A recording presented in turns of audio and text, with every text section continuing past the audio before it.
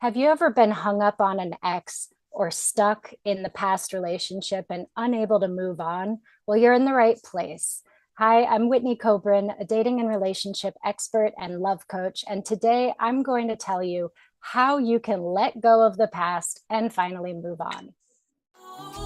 What if they all right? Baby, can we still shine? Tell me that we'll be fine. Always still in love.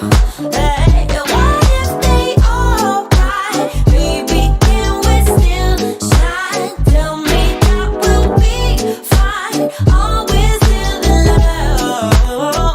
Yeah. What if they all right? Still shine. Tell me that we'll be fine. Always still in love.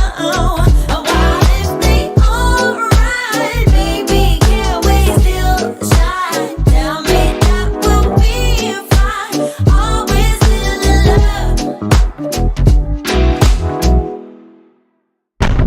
Oh, what if they all right? Hello, Baby, welcome, can welcome we back. still So, shine? today Tell we're me. going to be talking about how to let go and move on. And this is so important. Let's think about what will happen if you don't let go. If you don't let go, you can't move on. Maybe there wasn't a happy ending from what happened in the past, but you're going to be stuck in that unhappy ending rather than being able to close that loop and be able to move on and start a new story that could have a happy ending. And we're going to look at today why it's so hard to move on and what you can do about it to actually be able to move on. So, the first thing that I want to talk about is why it's so hard. And if you've ever seen this image, I know in my psychology textbooks, it was always in there, but the iceberg, where there's a little tiny tip of iceberg above the water, but a big, huge iceberg underneath the water. Well, that is your mind. And the little tiny tip that is above the water is our conscious mind, what we are aware of, what our conscious decisions are. This is where you make goals and decisions about your life.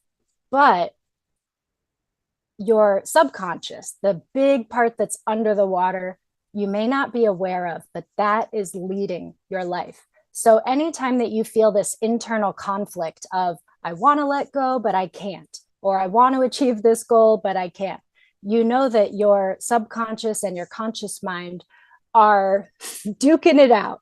So there is a battle happening between what one wants and what the other one wants. And our subconscious mind is programmed to keep us safe. That's why it's so hard to reach a challenging goal, because your subconscious mind will think about all the dangers. Well, what if I make a ton of money and then people want things from me? Or what if I make it and lose it? Or what if I try really hard and I fail? All of these fears will hold us back and keep us stuck and keep us in our comfort zone. And it's a very similar thing happening when we are stuck in the past. Our minds, our bodies, we get programmed just like computers, right? I don't know if you realize this, we have created computers in our image. We have a lot of the same defragmenting and processing. So let's think about it like that. When you were with that person or when you were experiencing that past event, it felt good. And you began to be programmed to want that thing, to need that, to enjoy that. Let's just assume it's a person. You're having a hard time getting over an ex. And so you're programmed by being around that person all the time that that's what you want, that is your everything. And then all of a sudden, let's say they're gone and it's over and you just can't move on. It's hard because deep down, you have these feelings that you want to stay attached, that there maybe there's hope of getting back together, that maybe this is the best you can ever do. And so the first step to being able to let go and move on is to acknowledge, what are your actual thoughts? What are you actually thinking about this? And you might have very contradictory thoughts of, I'm ready to move on and be with someone else, and I really miss this person and I wish we were still together. And just know that that's super normal to have these conflicting views. So, this is the first step. You want to ask yourself also, what is the payoff of still being stuck in this past? What am I getting from it? How am I feeling better, right? Justified. So this might look like if I'm hung up on the past and I'm asking myself, what's the payoff? Maybe if you have kids, you really are trying to be with that person still because there's kids involved and you really want them to have the family. Maybe you just have really positive memories, and now in your current life, you're not having those happy, positive memories. So you are still wanting what was in the past. Your payoff, it might be about being right. Maybe you made a decision a long time ago that that is your person, right? You committed to them, you're loyal, and you don't know how to break that commitment. It's just not something that we're taught to do. We're taught to make commitments and keep them. Granted, a lot of people are quite good at breaking their commitments, but some people really struggle with that. And so I want you to go through this process with a lot of compassion for yourself. Don't beat yourself up in this process. That is totally counterproductive. We want to be able to sit with the thoughts and then sit with the feelings. So when you are thinking about this, it might bring up uncomfortable thoughts, negative feelings. You might want to cry, you might get angry. But instead of just going around those or shoving them down or ignoring them or going and relying on your favorite coping mechanism, drinking, smoking, shopping, whatever it is, instead, you want to sit with that emotion. So sitting with it means that you focus on it, you feel it, you let it give you all that feeling that you really kind of want to ignore. This is the first step, is just sitting with it. And then we can't just let go, right? If you've talked to other people and friends and family, they might just say, well, just let it go, move on, come on, let's go. And it's just not that simple. We need to process it. We need to get through this step. So after you are able to journal and write down all the thoughts around this thing, and then sit with the feelings that come up around that for a while, right? Maybe for some people in 5 minutes, they'll feel like they've been able to feel those feelings and process it. For other people, they could sit for an hour and maybe need some more time. It's a lot like meditation. I would recommend, if you have a hard time with silent meditation, to have some music, maybe even add some movement to this practice of just sitting with the emotion. And then you want to think about, of all those thoughts that came up, which ones are you ready to let go of? So this is where we connect the thoughts from the unconscious, subconscious mind to your conscious mind. In your conscious mind, you decide, okay, I realize that I'm hanging on to this because I think that there's still hope of getting back together. But I realize there is no hope. It's not going to happen. So you need to first give yourself permission. Say, I am going to move on from this. I am going to let go of this. If you never make that decision, it's going to stick with you and be really hard. So it's going to be important for you to decide, and no one else can decide this for you. And you can only do it when you're ready to do it. But it's a huge step to decide, I'm going to let go of this belief or this thought or this tie that is tying me to this person. And then you want to visualize letting it go. So thank it, because there's been some sort of payoff, right? It's given you hope, it's given you good feelings. Acknowledge that it was there for you, but you no longer need it. And visualize sending it away. Maybe you put it in a hot air balloon and watch it float away. Maybe you drop it into the middle of the ocean, like in Titanic. Maybe you light it on fire, send it in the mail, whatever it is. Really visualize as clearly as you can saying goodbye to that belief. Another thing that you can do to make this more physical is to find an actual object that represents that person. Or maybe you just write on paper and let that paper represent this tie that's keeping you stuck and in the past, and then destroy it, rip it up. If you could safely, in a safe place, light it on fire, let it go. There's a symbolic gesture to this, but it really does help us align what we're conscious of and what we're not conscious of. So we want to acknowledge what the feelings and thoughts are that are keeping us tied to it.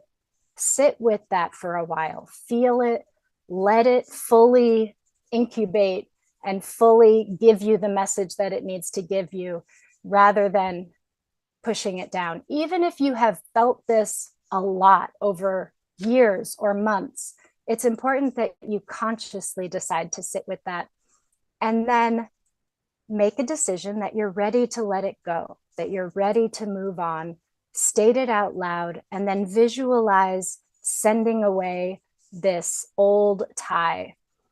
And then bring your attention to your heart and imagine your heart just coming back together and sealing up and healing. Imagine giving this healing energy to your heart. And when it comes to our energy, where your attention goes, your energy flows. So just imagining and putting your attention on your heart will allow your energy to go to your heart space. And just giving yourself some soothing touch, holding yourself, giving yourself a hug can be very nurturing when you're going through this kind of difficult letting go process. But you want to absorb all of the healing energy that you can, because it depends how you look at this. If you look at it like, oh my gosh, I'm letting something go, I'm so scared, I don't know what's going to happen, I need that, you'll be in this panicky state. And we don't want that. That's not going to be conducive to this healing process. So instead, bring all your attention to healing yourself and feeling good about this, being proud of yourself. You don't want to stay stuck in the past forever.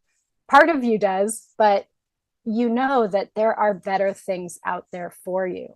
And in order to move on and create that happy ever after, it's important that we are able to let go, move on. And I'll say something also about forgiveness. Forgiveness is not for the other person, right? If somebody has wronged you, hurt you, left you, broke your heart, whatever they've done, it sticks with us, right? That heartbreak, that anger. But when we can, if we hang on to it, it's like you're taking poison, expecting them to die. You having this stress and this anxiety and this worry about it, even again, if it's not very often in your conscious mind, but it's still in the subconscious mind, you might be dealing with a lot of stress around this and not even realize it. So you want to also be able to forgive in the process of letting go. And forgiveness, again, it's not for the other person. It doesn't matter what they did, how horrific their acts were. If you keep holding on to your anger and resentment, that's only going to be poisoning you. So again, when you're ready, this is part of the process of letting go, is to forgive, to say, I forgive. It's done. It's over. I'm letting it go.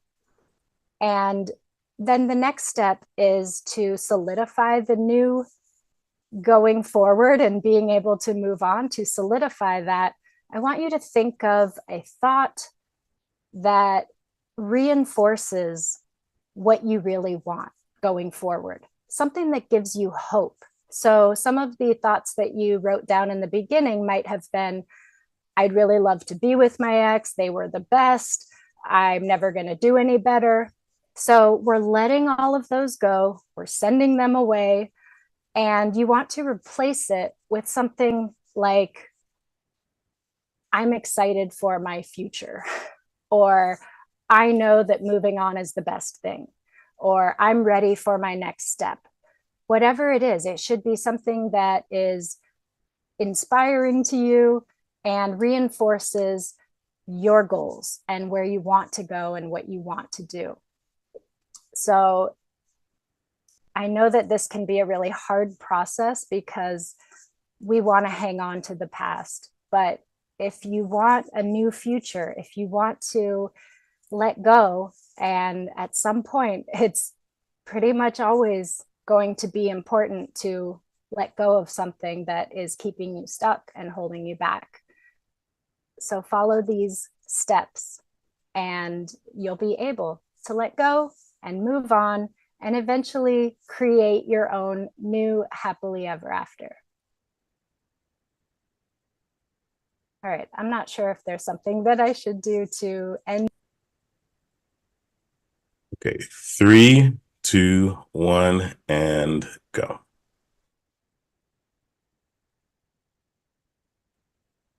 If you enjoyed the program today and got some benefit out of it, I would love to hear from you.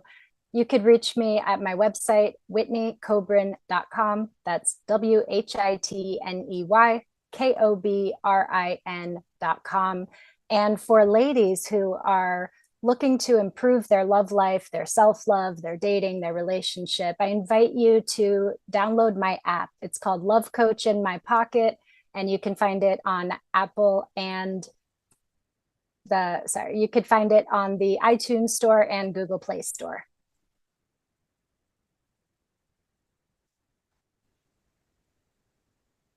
All right, 3, 2, 1, and go.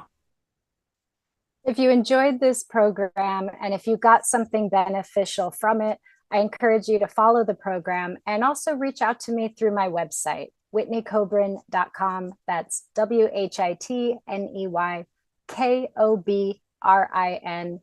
And if you are a lady who is looking for love or looking to improve your self-love or turn your love life around in some way, please download my app. It's Love Coach in My Pocket, and there are courses and community and lots of resources for you there.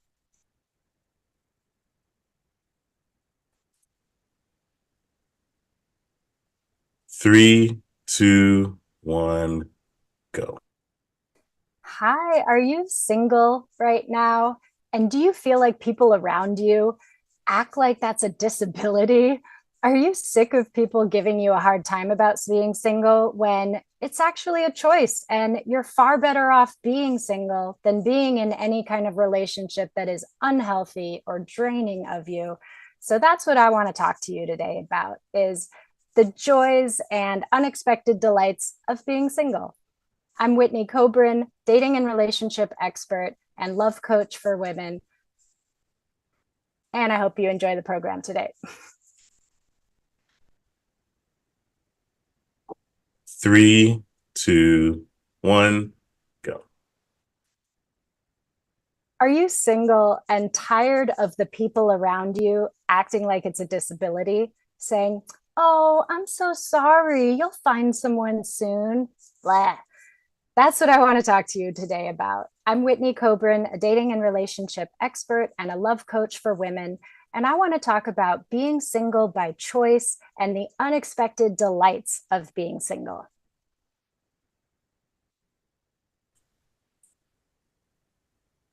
Three, 2, 1, and go. Hello, I'm Whitney Kobrin.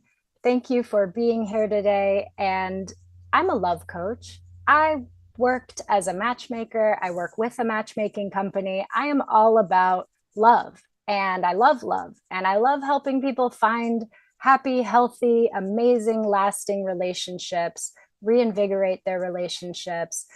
But I want to talk about the opposite of that today and talk about being single, because I've talked to a lot of single people over these years doing what I do, and not one of them enjoys other people feeling pity on them or acting like something is wrong with them, or, oh, honey, you're just being too picky. Just settle for someone. Or, telling you that maybe you're trying too hard and you just need to relax and let it happen. I will tell you that your perfect partner is never going to just show up in your living room when you're Netflix and chilling by yourself. No, it doesn't just happen for everyone. It does take some effort. It does take some work, and I bet you've tried the dating apps and websites. You've gone on blind dates. You've worked on yourself and read all the self-help books. Maybe you've gone to therapy or counseling. And if you're still single, I just want to say there's nothing wrong with you, like, at all. Being single is not a bad thing. So I want to talk about some of the unexpected delights and good things. Number one is, if you have ever been in a relationship that is toxic or unhealthy or not fun, then you know that it's far better to be single than to be in a relationship like that. And so I know there's a lot of people out there that would just rather be with somebody than be alone. And they're putting up with a lot, and they're suffering, and they're holding things in. And so when you're single, you don't have to deal with that. You don't have to deal with that toxic energy. You are free to make your own decisions. And if you are single and just taking a break, right? Because there's different ways of being single. One is maybe you're single, but you are actually seeing people and dating people. You're just not in a relationship yet. And that could be really fun. I love that phase. And I know it gets a bad rep because dating is complicated these days. And there are catfishers and ghosters and the guy on the oil rig that says that he needs money for his son, and these scammers. And yeah, I've seen it all. I know that it's not fun, and people can really burn out on that.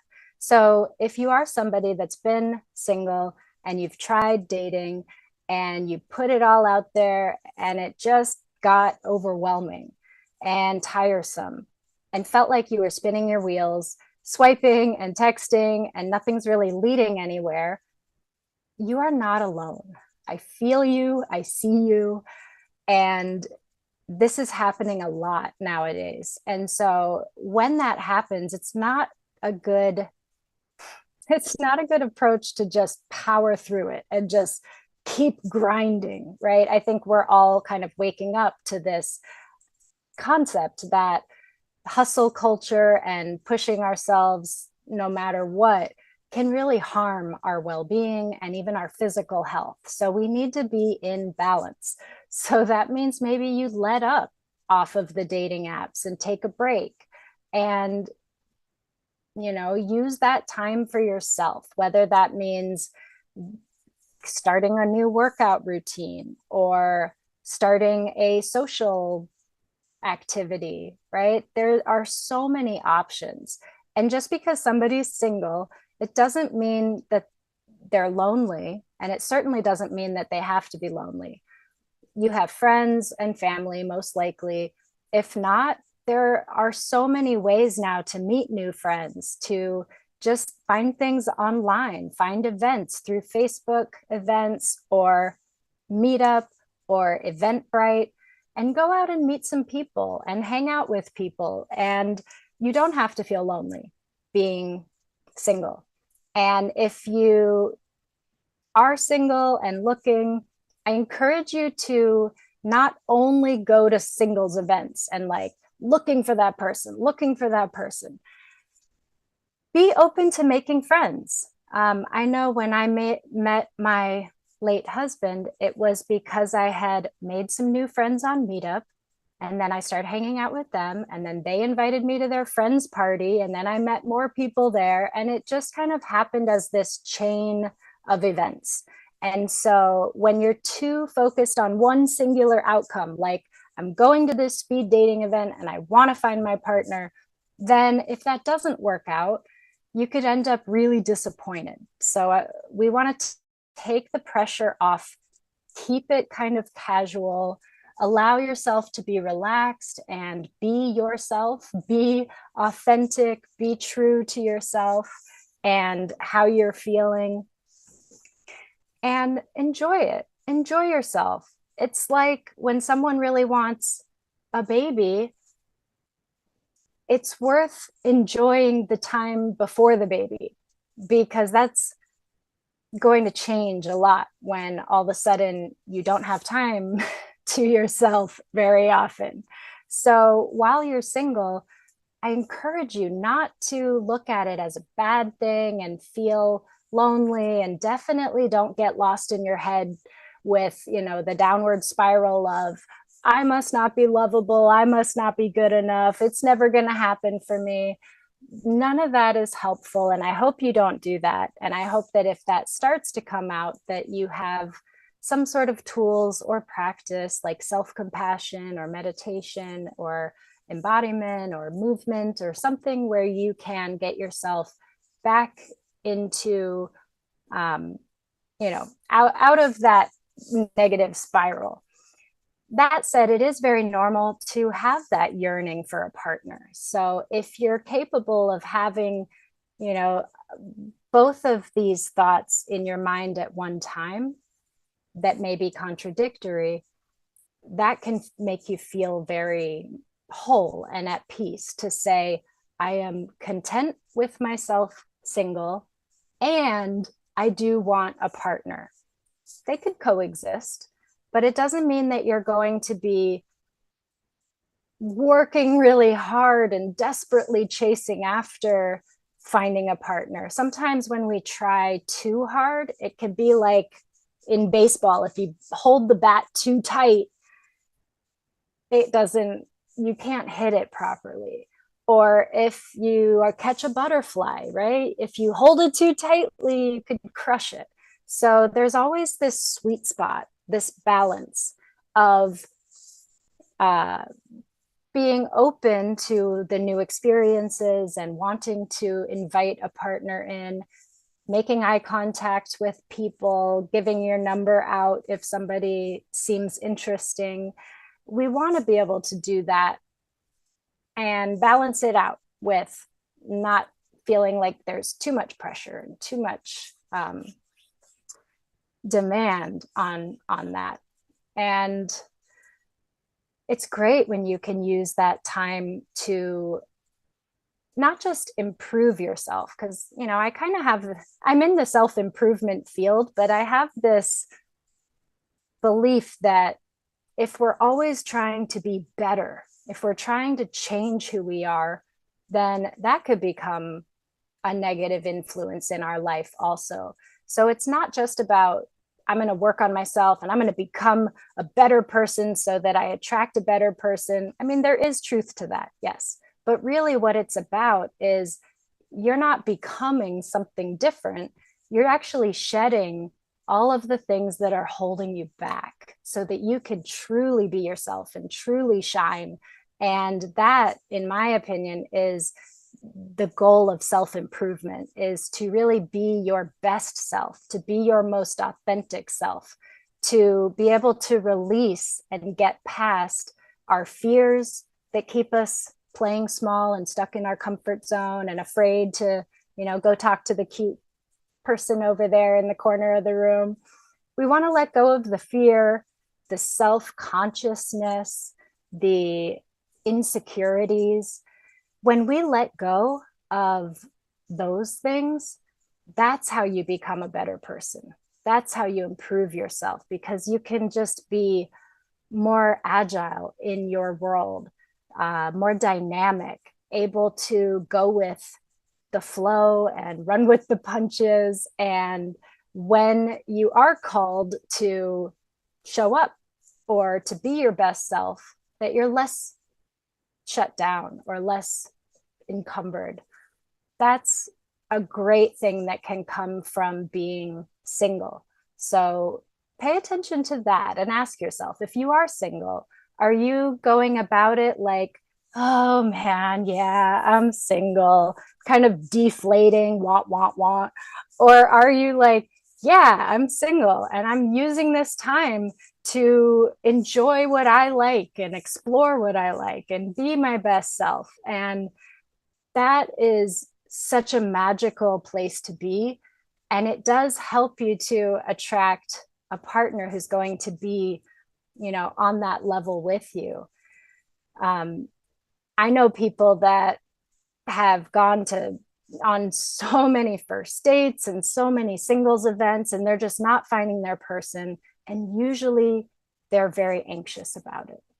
So, if I could give you one tip to improve your love life, to improve the way you feel single, to improve the chance that you'll find an amazing partner who loves you for you, is to work on being more at peace and more relaxed and letting go of this anxiety and worry and fear and insecurity. And I know that might sound like a tall order. If that's something that you feel stuck in, reach out, find a therapist or a coach. I mean, this is something that I work on with my clients, but there's a lot of different resources out there, and find what works for you.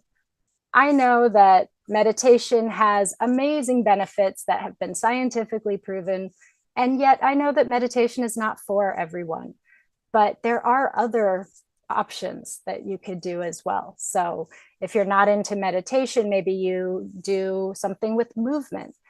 I actually saw a YouTuber that tried standing on one foot for 5 minutes for a whole month.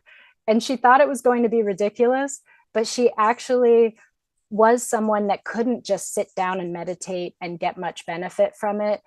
Overactive mind, was always getting in the way, just this antsiness in the body. But when she just tried standing on one foot for 5 minutes, it had all the benefits of what a meditation is. So keep trying new things, keep seeking answers. You really don't want to go into your love life, wherever you're at in that, with anxiety and worry and stress and fear. We want to be able to work through that. And communication really helps with that too. Maybe there is something that's weighing on you or something that is unknown, and that's why you're feeling anxious. So it helps to talk about it. It helps to be able to communicate with those around you, those that care about you, about what you need and how you feel. So this is a great tip that I give to people, even when they're dating and in relationships, that when we're dealing with conflict is actually an opportunity for intimacy. When we open up, when we're vulnerable, when we share with somebody how we're feeling and what we need, it actually creates more closeness. So there are tips and ways to do this, right? We don't have time to get into everything today. But really what I want to focus on is, if you are single, there's nothing wrong with you. And you hopefully know that already. And I encourage you to live it up and enjoy it. Do what's healthy for you. Do what's right for you. Go to therapy. Go to a counselor. There's group programs. There's all kinds of different options. There's information everywhere. Sometimes just getting the information isn't enough, right? How many times have you signed up for an online course or a free guide and then you don't even look at it? So that's why sometimes it is good to have a therapist or a coach that will actually meet with you and make sure that you're learning the things and practicing the things and implementing it into your life, right? Someone told me recently that no one hires a coach for information. They hire the coach for transformation. And I 100% agree with that. So if you are sick of people saying things like, well, maybe if you focused on your career less, then you'd have better luck. Or you're such a catch, it'll happen for you. Yeah, we don't want to hear that, right? We know it'll happen when it's time. So keep your chin up. enjoy yourself. And when you're ready to find that partner, I would love for you to reach out to me and I can help you. You can reach me at whitneycobrin.com or download my app, which is Love Coach in My Pocket. Thanks, and see you guys next time.